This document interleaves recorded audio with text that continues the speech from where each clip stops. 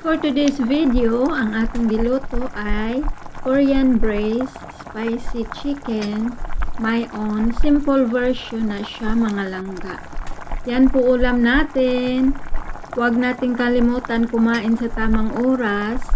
Always stay healthy. Kay health is wealth, jud na siya. Ang ating magandang kalusugan, mga langga, yan ang ating tunay na kayamanan. Kaya pakaingatan natin. Ayan, habang nagluluto tayo, magtabi-tabi ta ninyo, mga langga. I-share na ko kung unsay kalainan sa Korea o Pilipinas. And why I love Korea the most. Kanang ang daming difference talaga ng Korea at Pilipinas. Kanang convenience. Unahin ko ang internet, mga langga. Super bilis as in ang internet dito sa Korea. Number 1 ang Korea. Sila yung may pinakamabilis na may internet. Ayan, mga langga. Ano pa? Yung public transportation.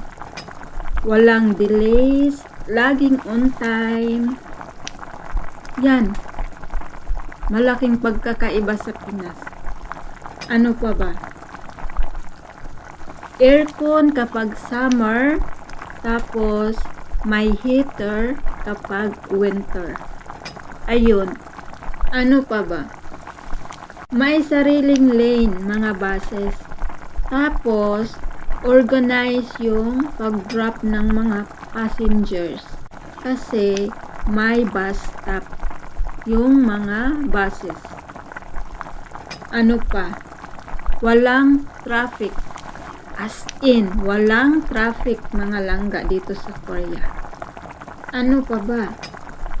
Kanang may mga public park dito, mga langga. At ito ang pinakagusto ko. There are comfort room everywhere. May mga CR kahit saan ka magpunta. At yun ang pinakamaganda, mga langga. At malinis ang mga CR nila, mga public na CR nila. Tapos may mga trash bins sila. Ayun. Kaya malinis kasi may lalagyanan talaga sila ng mga basura. Yun yung pinaka the best. Ang pinaka malaking diferensya sa Pinas. Naay gaas na ko ba akong tubagon ang iyang pangutana. Ingan siya, fluent na baraw ako sa Korean language. I can speak and understand Korean language, mga langga. Hindi naman 100%, pero mapaniguro ko na hindi na ako mabibinta o maluloko dito sa Korea. Siguro, pwede ko nang maipagmayabang na magaling na ako mag-Korean. Yes po, mga langga. Kumusta ang weather diri sa Korea? As of now, mga langga, winter season gihapon. Tugnaw everyday. Hangtod pa ni siya sa May ang katugnaw diri sa Korea. Tugnaw sa gawas, unya init sa sulod sa balay. Sa gawas ra ang tugnaw, mga langga. Sa sulod sa balay, kung dili ka magpa-heater, siyempre, manginginig ka din sa lamig. May heater naman, pag nilalamig ka, siyempre, i-on mo yung heater para, kanang init sa loob ng bahay. Tapos, makaligo ba mo diha o kanang panahon sa winter? O naman, everyday gihapon pwede kang maligo, mga langga diri bisag tugnaw ang panahon. Kay ang tubig na apoy heater, init pud nga tubig ang imong gamiton. Init nga tubig kay ug di ka mo gamit og heater og kanang maligo ka aning panahon sa winter,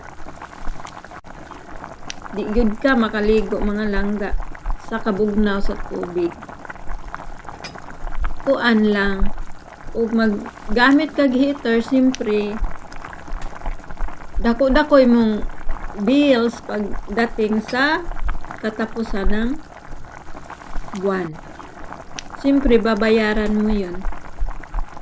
Kaya nga dito sa Korea, workaholic mga tao dito kasi pag wala kang pira pagdating sa taglamig, kuan, mag-ice ka sa katugnaw ug wa kay kwarta. Kay wa kay pangbayad sa heater. Ganon mga langga.